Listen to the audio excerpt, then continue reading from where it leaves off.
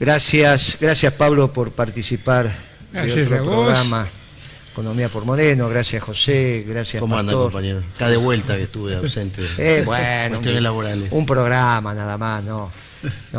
Te extrañamos igual, ¿no? Lo extrañamos intensamente, pero igual pudimos hacer el programa. No, nos costó, pero igual pudimos hacer el programa, pero te agradezco. Y aumentamos la audiencia de ese programa.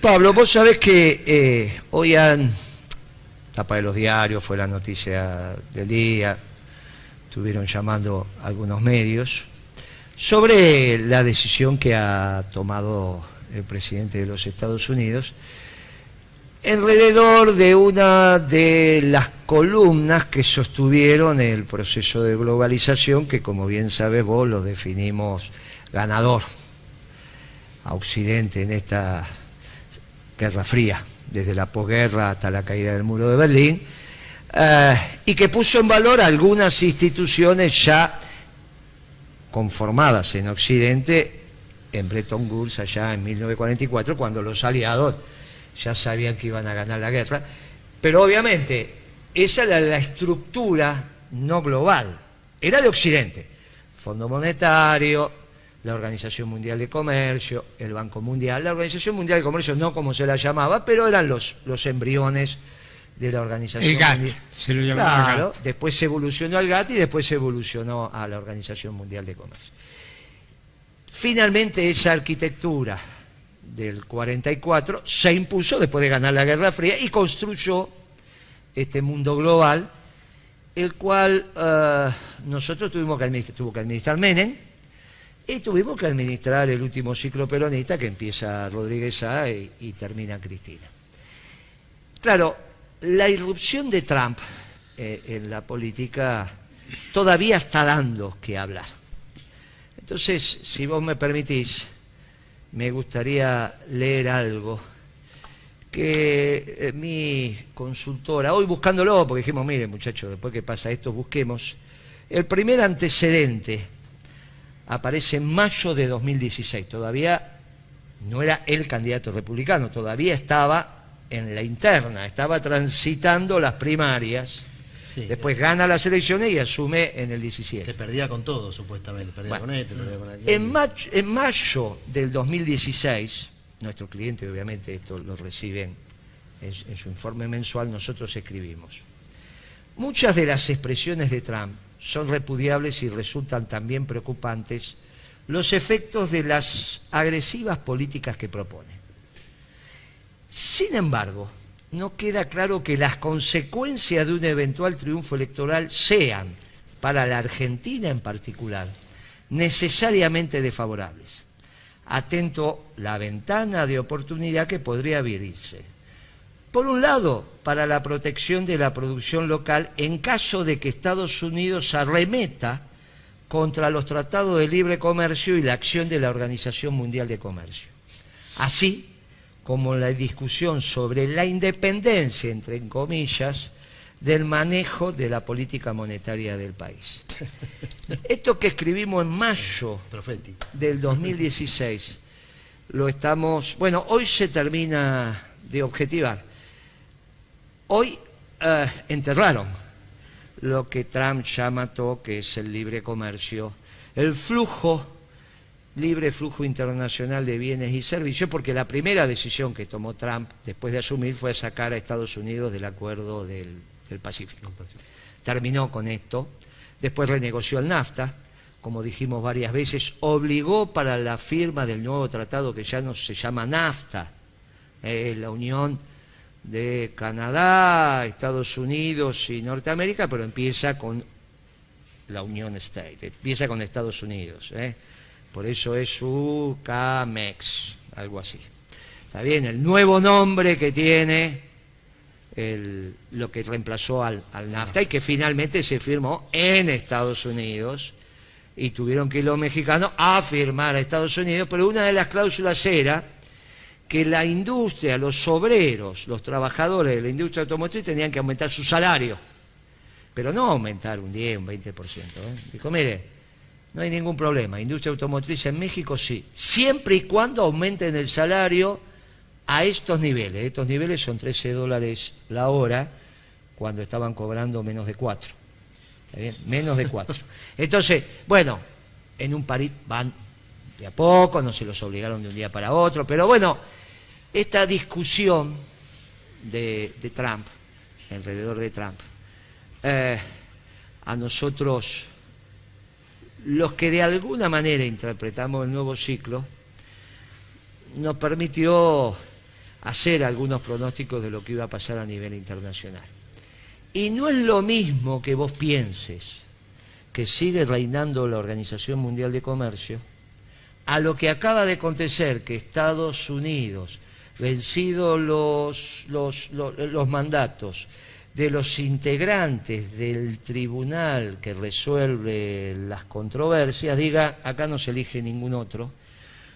Al no elegirse ningún otro, no hay resolución de las controversias. Y ese es el rol de la Organización Mundial de Comercio. Por ejemplo, cuando me tocó administrar el comercio exterior y nos hicieron el panel en Ginebra, lo hizo Estados Unidos, lo hizo Japón y lo hizo la Unión Europea. Todos. Bien, una experiencia neoliberal con Obama, una experiencia socialdemócrata con Europa continental y Japón, que es Japón. ¿Está bien? Japón es Japón. Entonces, lo que tuvimos fue un panel que perdimos en los tribunales que ahora se acaban de disolver y nos condenaron.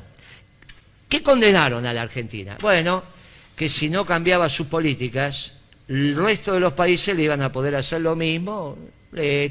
Claro, la capacidad sancionatoria de la OMC es relativa. El que sí tiene capacidad sancionatoria es el fondo.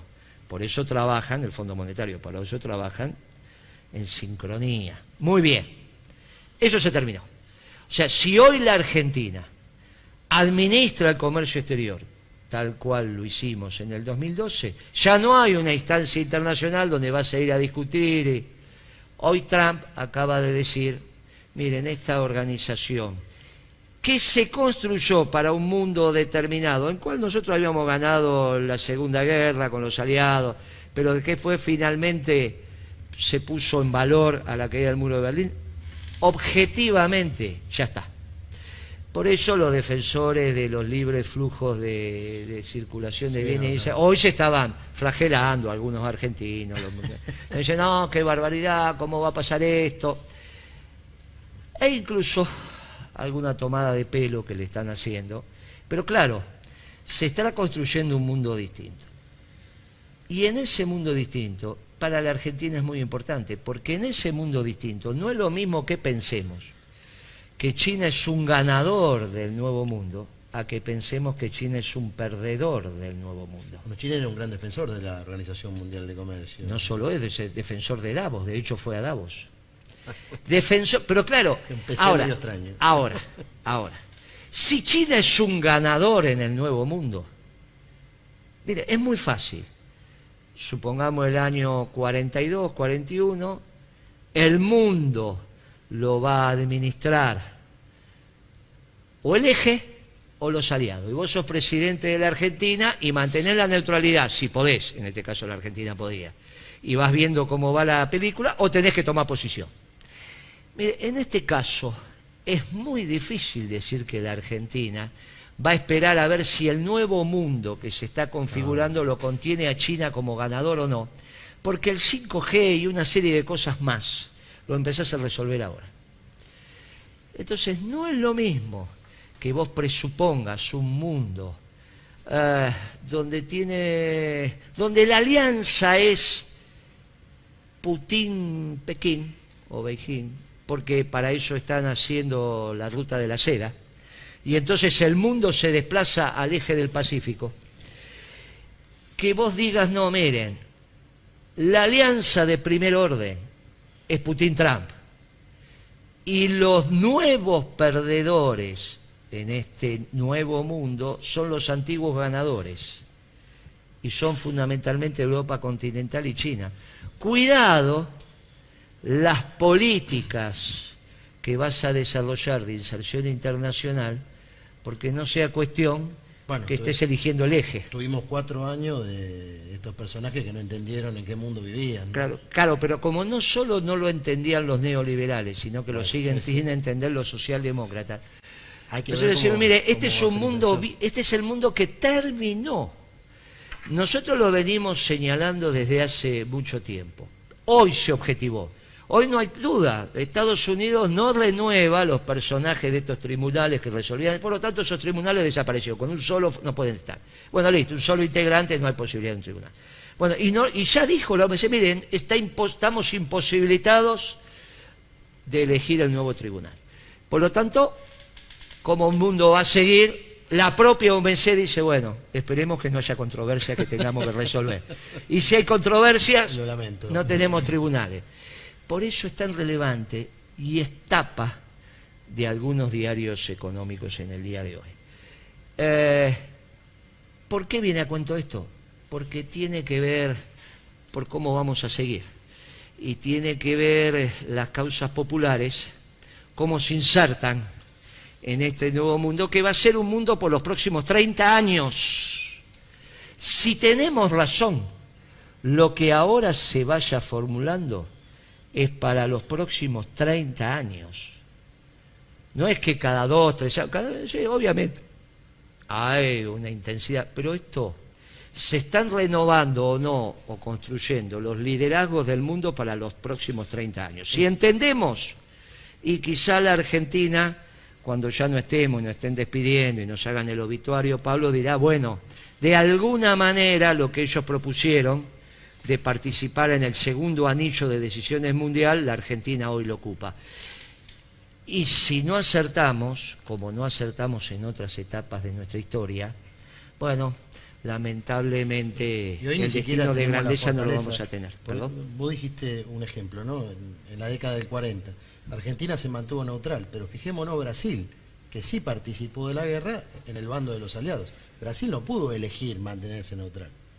Tuvo que tomar partido. Y eso que era Getúlio Vargas, que era más parecido a Perón, que todavía no Lo no que había pasaba que no tenía irrumpido. la potencia. No tenía la fuerza Brasil. La potencia interna que tenía Argentina en los 40 les permitió mantenerse neutral. Brasil no tenía esa potencia. Y entonces tomó partido de acuerdo a lo que ellos consideraban que iba a terminar saliendo la guerra, etcétera, etcétera, etcétera. Como decía Perón, la verdadera política es la internacional. Y esta política nacional nosotros la tenemos que adecuar. Me estoy recordando, creo que fue en el 18, Pablo, que vino el G20. Y el G20 se reunió y como contracumbre de esa G20 se armó una carpa por Ferro, que se juntó el progresismo, incluso la llevaron a la compañera Cristina. García Linera. Bueno, yo le digo, mire, ese mundo que tendían esos muchachos, a pesar de que estaba muerto, todavía pensaban que la contradicción era progres neoliberal. Entonces, juntaron a los presidentes, a pesar que estaba Putin, estaba el Che. No, ahí está la expresión del neoliberal. Ahora cada nos juntamos los progres. Pensaron que bueno, muchachos, ya estaba muerto ese mundo desde hace mucho tiempo. Lo acaban de enterrar. Ahora, a veces lo enterrás y no te das por enterrado. No, se murió, lo enterramos. No, sigue bien. Bueno, muy bien. Ahí empezás a tomar tus decisiones. Y ahorita, la semana que viene. Y ahí, de acuerdo a la caracterización que hagas del mundo, es cómo te vas a mover. Cuidado con pensar que Portugal, que España, que Europa, cuidado empezar con China. Cuidado, muchachos. Obviamente que nosotros necesitamos relaciones con todos, no estoy diciendo esto. Cuidado, estamos hablando del sesgo. Estamos diciendo, entendamos el mundo que viene. No, y además no hay que pensar la política o la geopolítica de manera de un pensamiento de secundaria, digamos. O sea, como a veces uno escucha ciertos personajes que dicen, bueno, a Bolsonaro lo maneja Trump. Y entonces, ¿cómo me explicás ahora que Trump lo perjudica a Bolsonaro? Porque le pone aranceles al acero y al aluminio. Pero justo Bolsonaro también se había reunido con el BRICS, no se fue del BRICS, pues si fuera tan pro-Trump, por ahí salía del BRICS para perjudicar a Rusia y a China. Entonces, no es, el mundo es muy complejo. Lo que tenemos que ser inteligentes nosotros es tratar de buscar, de mantener nuestra soberanía, o de mantenerla lo mejor posible, y de que todas las decisiones que tomemos sean favorables para el pueblo argentino, porque si no... Por eso las decisiones hay que tomarlas desde el interés nacional y sobre todo favoreciendo a los trabajadores, porque los peronistas miramos la sociedad de abajo para arriba.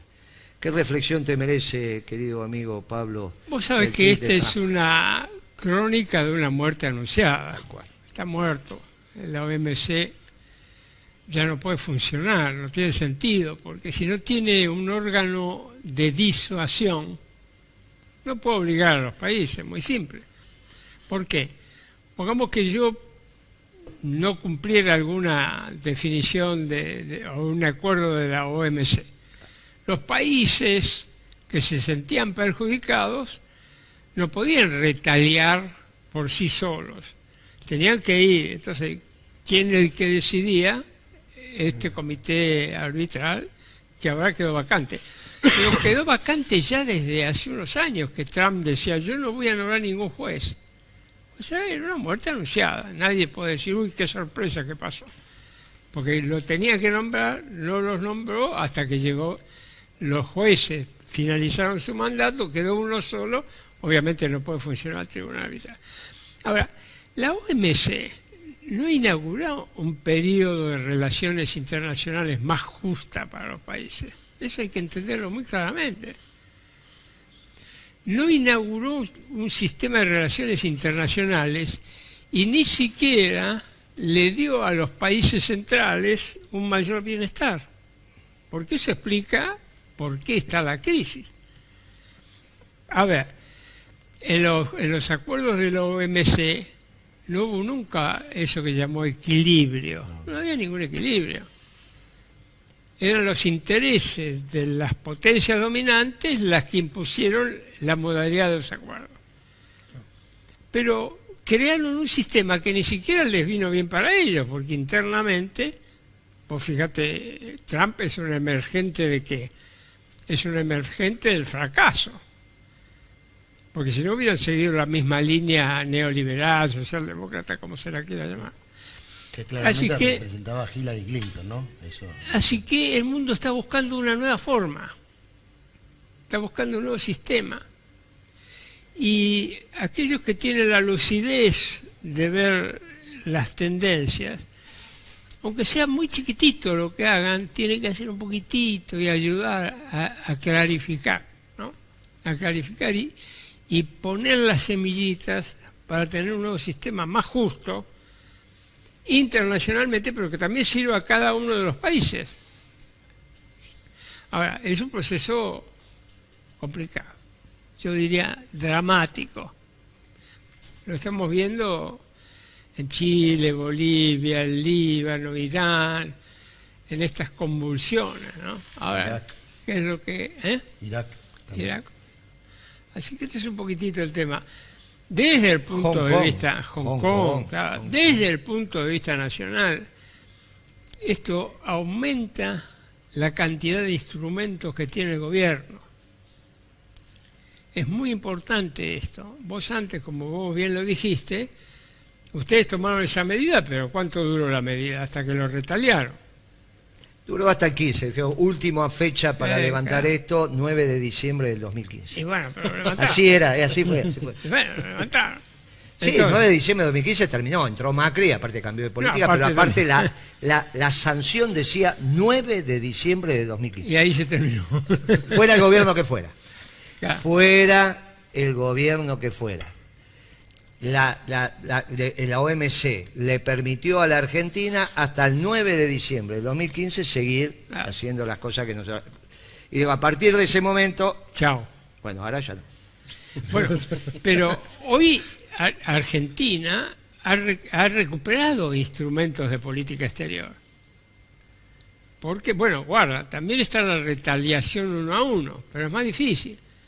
Pues yo puedo tomar una medida de comercio exterior y alguien puede verse, por ejemplo, la Unión Europea puede decir, yo me siento afectado, entonces te retalío. Retaliar quiere decir una especie de venganza económica. Te castigo. De la misma manera. De la misma manera o no.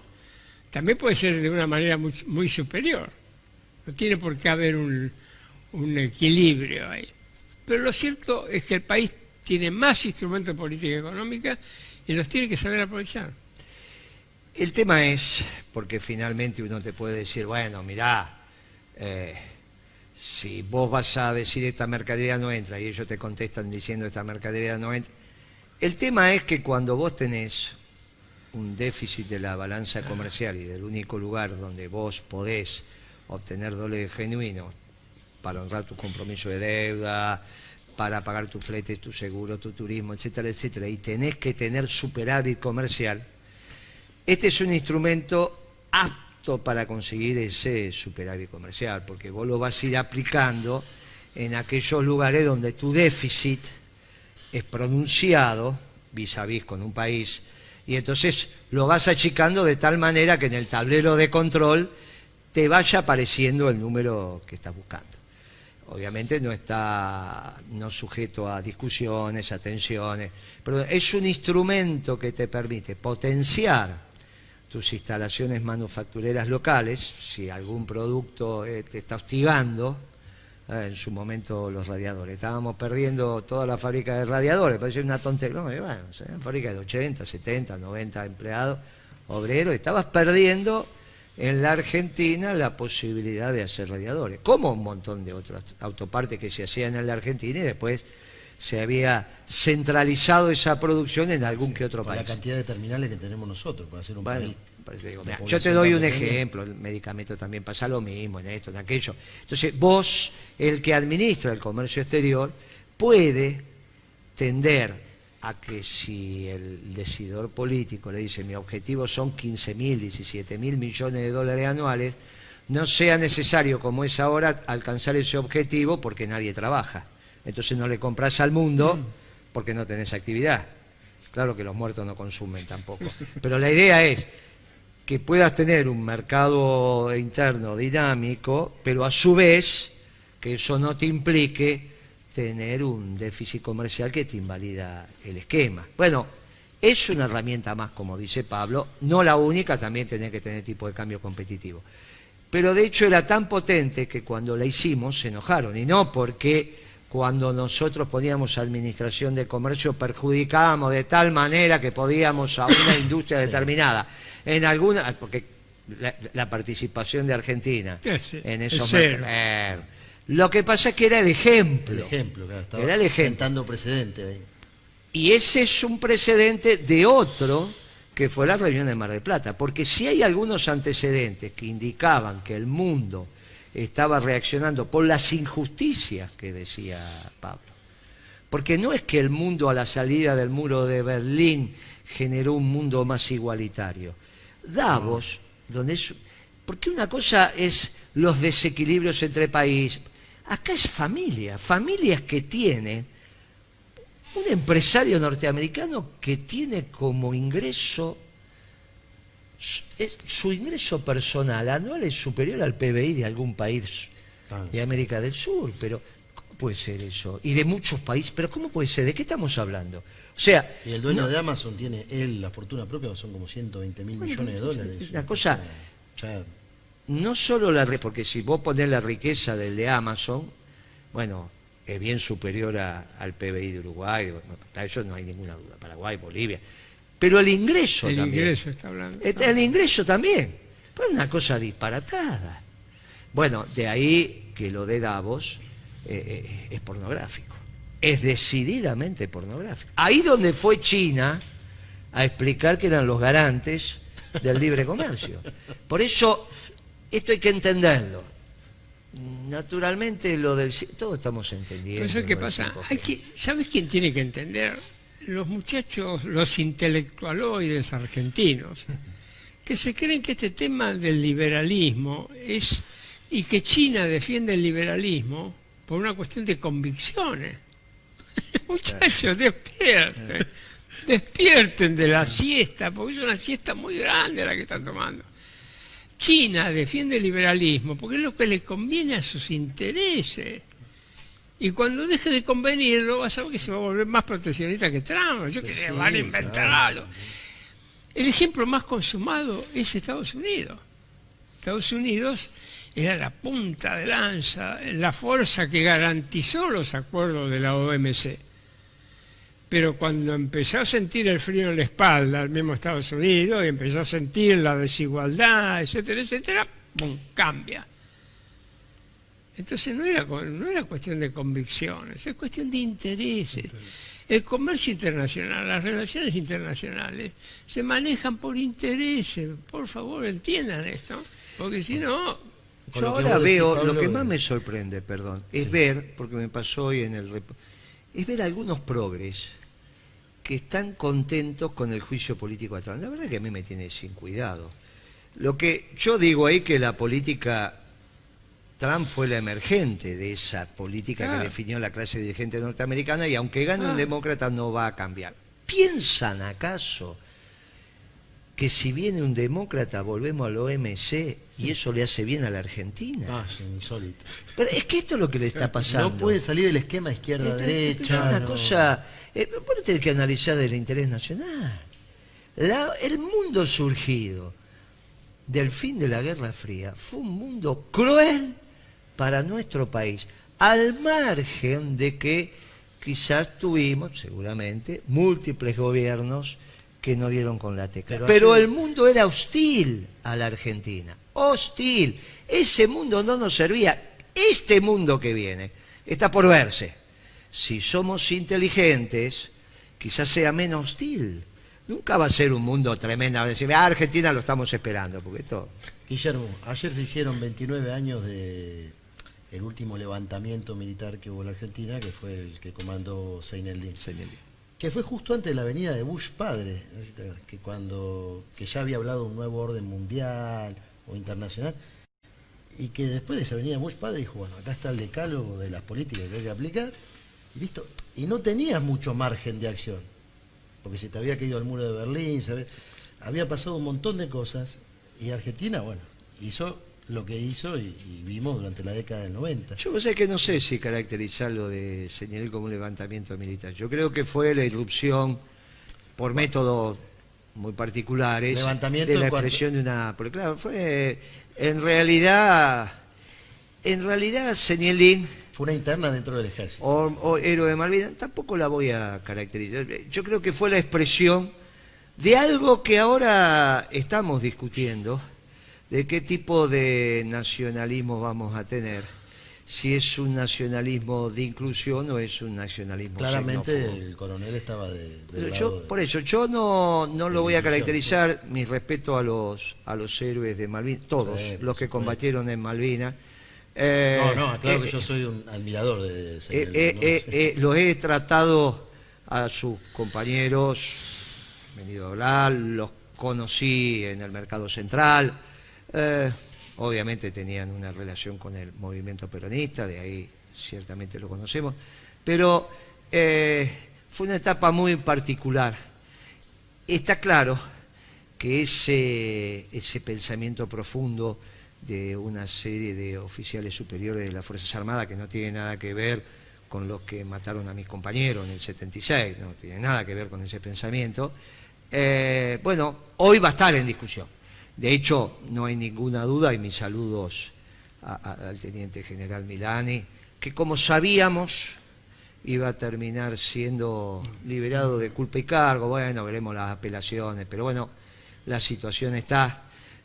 Un general de la causa nacional y popular. Yo lo conozco, lo conocí porque empezábamos a correr una cinta al lado del otro en el Estado Mayor. Digamos, cuando era teniente coronel empezamos a conversar y tenemos un camino transitado y una mancomunión de ideas.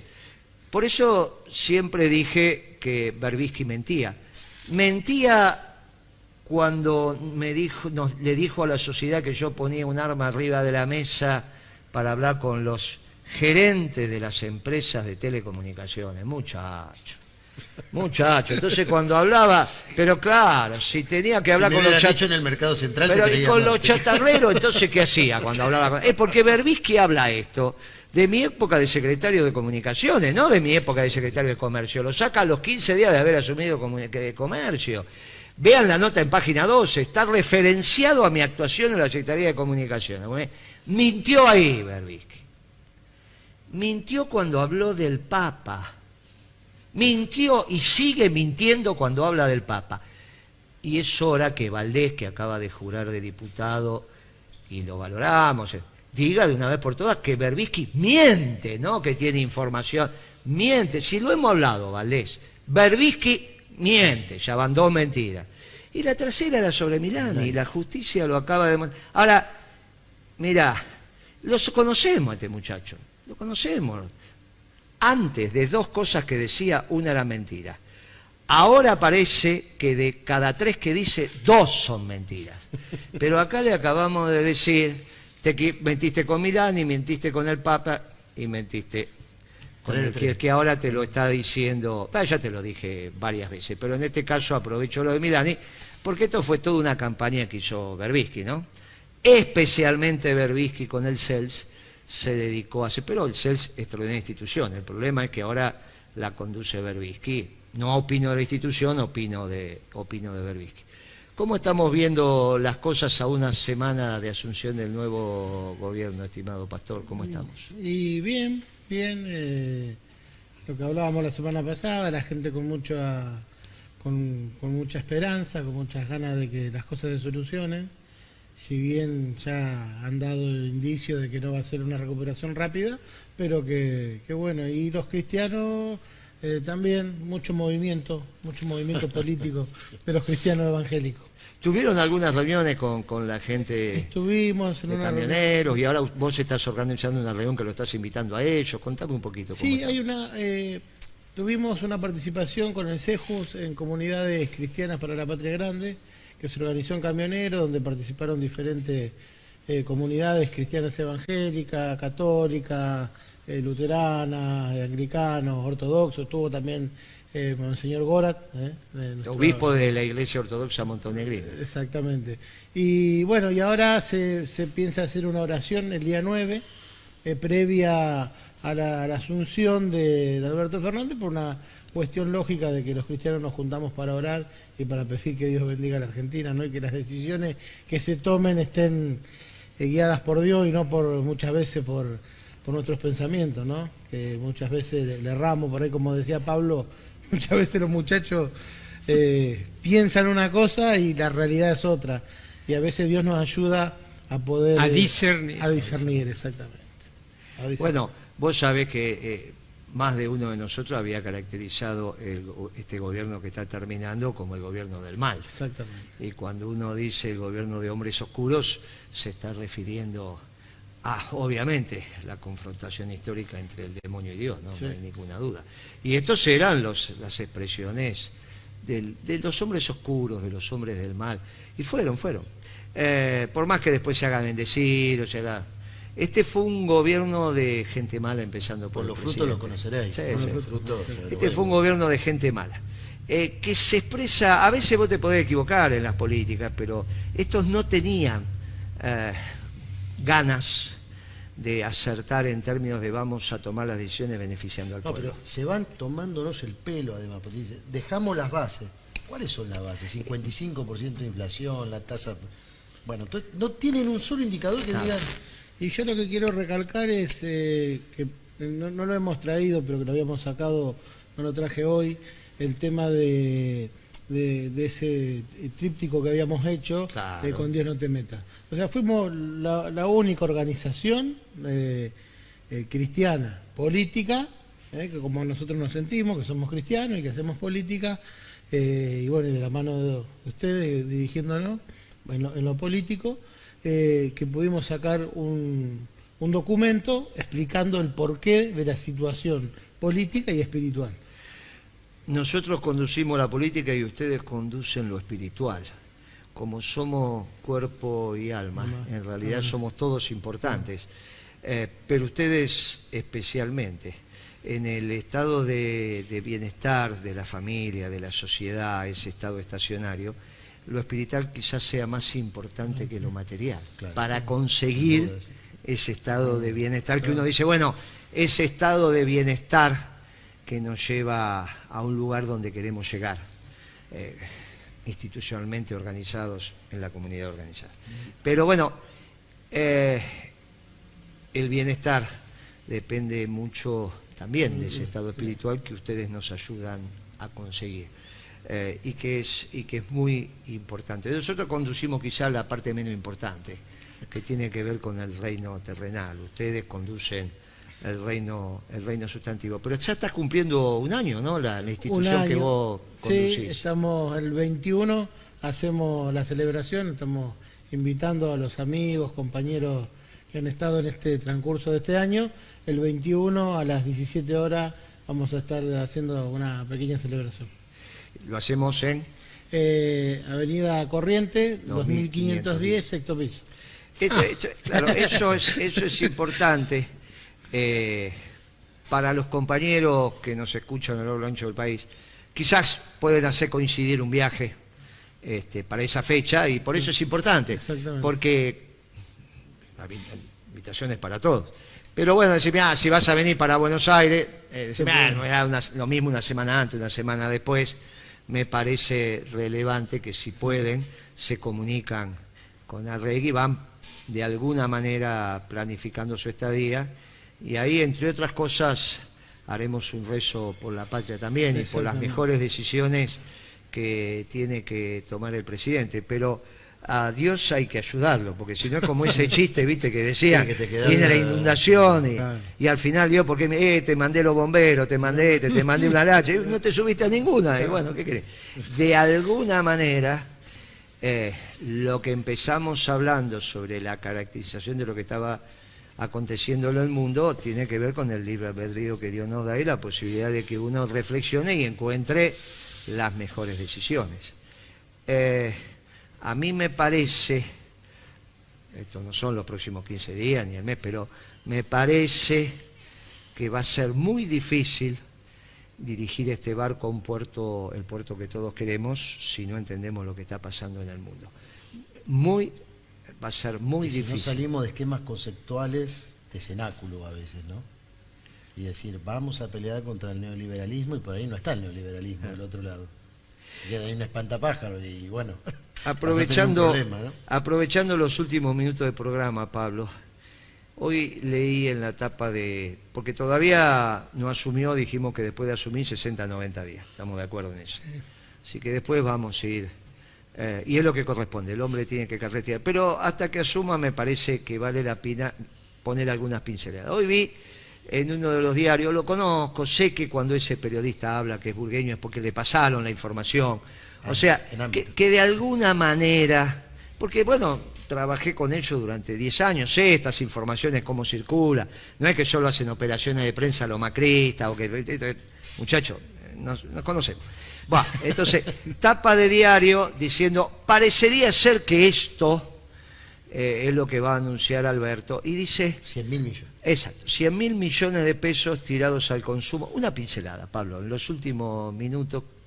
Alguna alerta, alguna cosa, muchachos, miren, nosotros que de alguna manera esto lo hemos discutido cuando éramos estudiantes, y quizá después, viste, yo le conté la anécdota una vez con Kicillof, cuando dije, Kicillof, la última vez que vino a mi despacho ya era ministro, al otro día nos fuimos, es ese lunes, que lo nombran bien, digo, Kicillof, no devalúes, te va...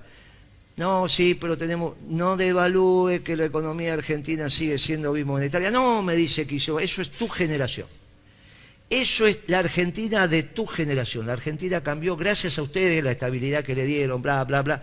Le digo, mirá, Kicillof, está bien, tenés razón, pero yo te digo que te la vas a poner de sombrero. No devalúe. Bueno, después a los meses pasó por Roma y me mandó un mensaje, nobleza obliga, a través del segundo de la embajada, que lo fue a recibir, él estaba en tránsito, ya era obviamente ministro ya antiguo, debe ser segundo semestre del 14, y dice, dígale a Moreno que tenía razón, la Argentina sigue siendo bimonetaria. Bueno, muy bien.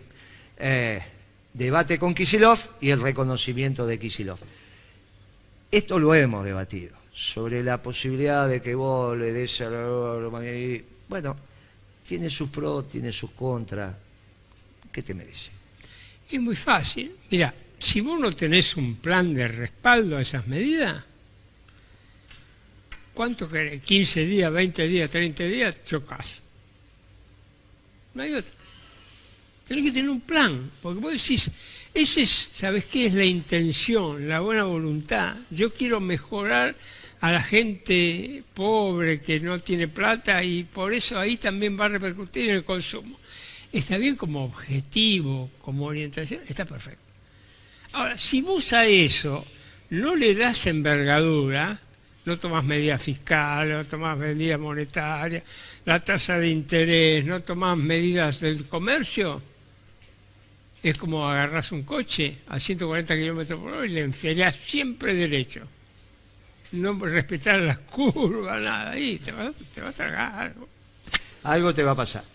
Así es, bueno, ese debate para los economistas de la causa nacional y popular es un debate muy viejo, es un debate antiguo. Mire, yo empecé a estudiar economía en los 80, primero estudié ingeniería, después vino la dictadura, 77 estuve en Brasil, 78 volví con la guerra con Chile, en fin, en el 80 volví a estudiar. Primero terminó la que era mi mujer psicología, después no podíamos estudiar los dos, nos secuenciamos para terminar las carreras y yo estudié economía.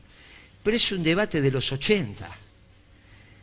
El rol de la emisión monetaria y el impacto en la economía es de los 80.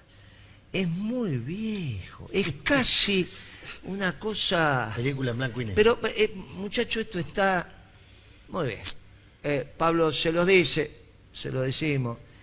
En la Comisión de Economía del Partido Justicialista, esto prácticamente ni había ninguno que hiciera una ponencia, porque no se lo considera serio.